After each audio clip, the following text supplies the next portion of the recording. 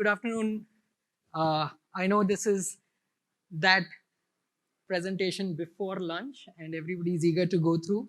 So let me keep it short and I'll try to go rapidly. Uh, Analytics. Very quick show of hands. How many sitting here are retailers? Great. Okay. Um, So what really is analytics, right?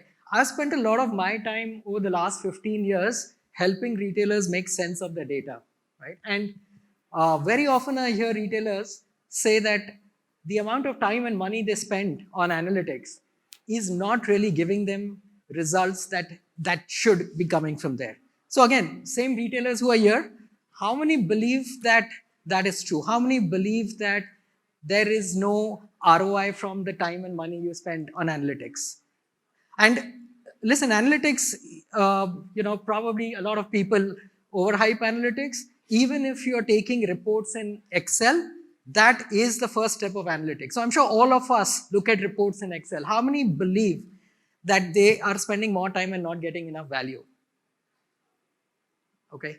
There are a few, so I'm happy to learn from those who think that they are getting value, but at least for some who think that they're not getting value, let's try and figure out what is going wrong in analytics and what can we do better. Right? So firstly, I cannot stress enough that analytics is a journey, right? You cannot think of getting your reporting right and say, great, I've got my analytics in place. It is a journey. I'm going to take the next 5 to 7 minutes and simplify these terminology that complicate all of us. Let's start with reactive analytics. So what is reactive analytics? This is what most of us are doing today. We are looking at reports, right? And these reports normally have data out of what we've done recently. So you're looking at what happened in the past and you're trying to identify some problems that you spot and then apply some action to correct that problem, right? Since we are looking at events of the past and we are reacting to it, that is why it is called reactive analytics. So what I believe is all of us who are looking at reactive analytics are probably messing up somewhere, and there are small tips and tricks that I can provide in the next few minutes that might help you even do reactive analytics better. I'm going to split my conversation today into two parts. One is how can we make reactive analytics better, which we are already doing, and then what can we do to get the other aspects of analytics in place, right? So let's jump into reactive analytics. See, we have to understand that we are trying to look at data, identify a problem, and then apply a fix, right? But before we apply a fix, even identifying the problem is actually a three-step process. You first discover a problem. And when you discover a problem, you get down to figuring out why did that problem happen. You realize that two stores are not doing well. That is discovery of a problem. Now, why are they not doing well is what we call root cause analysis, right? And once you discover the problem or the cause of the problem, you will decide what action you want to take to correct the problem, right? And that is what inferencing is. So with these steps, I mean, whether you know it consciously or not, but unconsciously, that is how we all look at reports. So problem number one, we very often merge discovery and root cause analysis. So what really does, I have seen retailers who've got reports which have about 100 columns and about 50,000 rows, right? You are looking at 5 million cells. Who's the genius in this room who can actually really discover problems with so much data on it? Now, there's a good reason why you have that much data, because when you find a problem, let's say a store not doing well, you want to know which category, which item, which price point things are not doing well. And that's why you bring in so much data. So the intention is right? But the approach, I think, has to be changed a bit.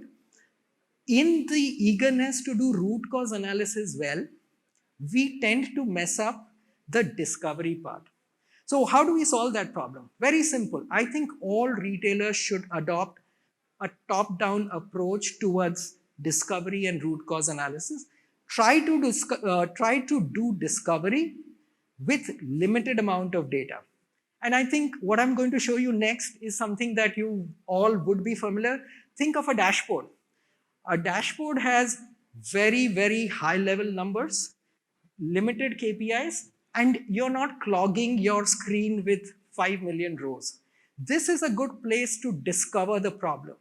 And when you discover the problem, then you adopt a series of click and drill approaches at every step, incrementally getting to the next level of detail to find the root cause of the problem. The moment you do that, consumption of information is not coming to you as like a sea of data, but it's coming to you incrementally, and you are controlling the direction in which you are drilling. Believe me, try and adopt this. You don't need a BI tool to do any of this. Excel is a great BI tool. I'm just teaching techniques, tips to make it better. Right? So that's one. We'll come back to inferencing. Now, what do you do when you look at a report, even if it's got 5 million rows, right? You normally read a report top to bottom and left to right. Let's say you're looking at a store-wise, item-wise performance report. You will have metrics like sales, stock. You'll probably look at sell-through, rate of sale.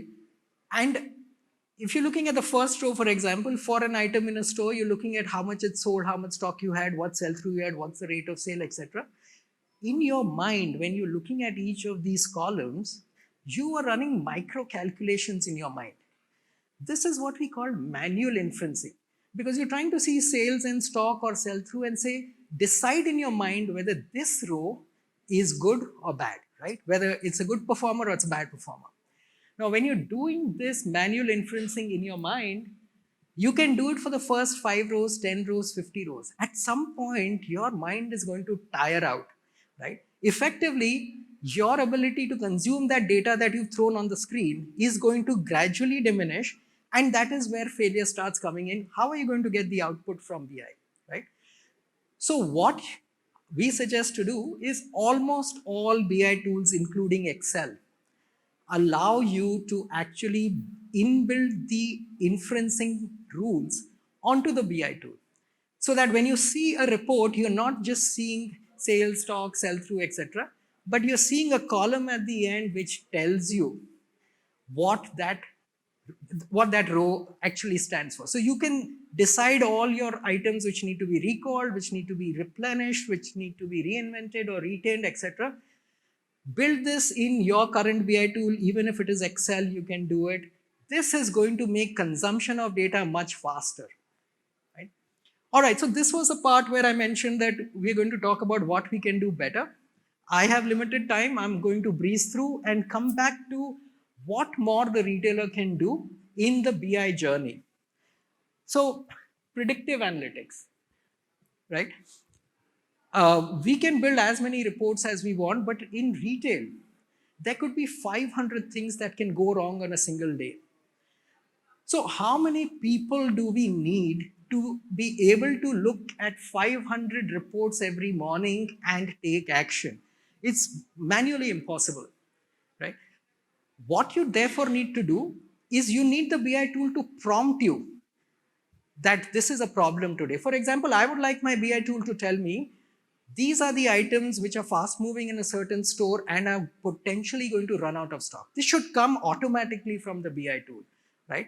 Now, you can build a good enough report. Actually, you can do it again on any BI tool. You can build a good enough report which looks at the sales of an item in a store in the last 30 days, last 90 days, work out what is the daily rate of sale, take that and see what's my current stock, and then evaluate that and say, based on the current rate of sale and the stock that I have enough stock for the next 7 days or for the next 25 days, right? And that is going to tell you that anything that has less than 7 days stock probably is going to go out of stock very soon, and that's really what you're looking for, right? So this is, in the simplest form, what predictive analytics is. I'm oversimplifying this, but this is what we all need to do, and you can start doing that without any time, cost, or investment, or changing your BI tool. But of course, there are more complex considerations that come in when we talk about predictive. So just because an item sold 30 pieces in the last 30 days in the store does not necessarily mean that it's going to sell another 30 pieces the next 30 days in the store, right? What if now, out of my merchandising, I've brought in some competing options into that store, which are actually going to cannibalize the sale of the store? And how do I decide that? I mean, if I bring in 2 competing options or 7 competing options, is my sale going to drop, and by how much? So these are specific considerations where we used advanced techniques like data science tools like AI, ML, etc., to build more sturdy, robust predictive analytics use cases. Now, it takes a lot of time, but for us in BI Retail, what we've done over our journey of maturity is we've built 50, 60 such predictive analytics use cases as part of the product so that retailers kind of can go live with predictive much, much faster. Right? Prescriptive analytics. Now, there's a very thin line between predictive and prescriptive analytics. Right? Let's take another classic retail example is of my daily replenishment. I can build an excellent predictive analytic report which tells me every morning from my warehouse to this store, this SKU, please send so much quantity. Right now, this can come as this can come as a report straight out of one of my predictive engagements. What does the retailer do after this, right? The best thing the retailer can do is fulfill each and every demand of each and every SKU to each and every store. But unfortunately, retail is not like that, right? What if there is an SKU that is in demand in all my stores and I don't have enough stock? And what I'm talking about is a common situation. Then you come to the situation where you have to decide, now which store should I send to and which store should I not send to? And the ones that I don't send to, what do I do about those stores, right? I will have to send replacement items. And if I have to send replacement, which is the best replacement item out of the whole stock that I have? So this is where prescriptive analytics comes in, where we are actually blending a lot of decision trees and workflows to balance the requirement with the availability and get a balanced distribution. Now, I will confess that this part of your BI journey is probably going to take a lot more effort and a lot more time and maybe a lot more investment. But we have seen that retailers who get to prescriptive analytics actually see a jump of 3x to 5x from the value they're getting from the BI tool. All right, quickly, let's cover the last step, transactive analytics. So when a prescription comes from a BI tool saying, this is what you need to do today, again, I'll try to take this with an example. Let's say you build a prescriptive report which tells you inter-store transfer recommendations, right? I have these many stores. What is not selling? What is selling, right? Based on some rules, I get an output which says from this store to this store, this SKU, please send so much quantity, right? That is a classic inter-store transfer recommendation. Now, what does the retailer do after getting that, right? Ideally, what he then needs to do is to carry out the action. And for that, let's say the merchandiser takes ownership of this. He needs to send specific instructions to each of the stores saying, from your store, send to this store, this SKU, this item, etc., etc. So there is a lot of effort involved in doing that, especially if you're running 5 stores, it's easier, 50 stores, 500 stores. Right? Now, BI Retail actually has a proprietary tool that we call transactive analytics, which takes this burden over. So it takes the output of a prescriptive analytics like inter-store transfer, and it will internally automatically send out those 50 emails or 500 emails to the right store managers with the right products and the right destination stores that they need to send these goods to. Now, effectively, what has happened is the effort involved in initiating the action has gotten automated, which very often gets slipped. Now that instruction sheet has gone to each of the 50 store managers, what if the store manager still does not carry out the action, right? Because business is not going to improve unless that final last mile action gets carried out. So transactive analytics takes care of that as well. Today is 6th December. I've sent 50 instructions to 50 stores. 2 days later, transactive analytics will internally check how many of those 50 actions did not get carried out. And it can start sending out reminder emails. After 4 days, it can start escalating the problem to the next level of seniority, essentially. The end objective is, unless I carry out action, everything that I do in terms of my BI journey is actually a waste. So we focus a lot on the action part of it. Uh, so that's what I had for today, right? I have seen a lot of retailers who tell me that analytics has gotten overhyped and we are not getting ROI, essentially. But I look at it as, solving a jigsaw puzzle. So if you sit down to solve a jigsaw puzzle, but if you're sitting sideways and trying to solve it, looking at it from a 90-degree change perspective, it's going to affect your ability to solve it efficiently. Right? So what we do is we handhold retailers. First, we align their perspective correct. Secondly, we help them identify pieces that they've put in the puzzle which are wrongly put in, and we help them remove that and correct that. And finally, we help them find those missing pieces that they have not been able to put, essentially to get maximum value out of analytics. And again, disclaimer, the reason we do that is not because we are smarter than any of you, but I think it's more because we've been doing it for years. We work with hundreds of retailers doing this, and I think experience counts. All right, so that's what I have. I think time is up, but I can quickly take a question if anybody has. Otherwise, we can talk offline as well. I know it is time for lunch, and we can do that.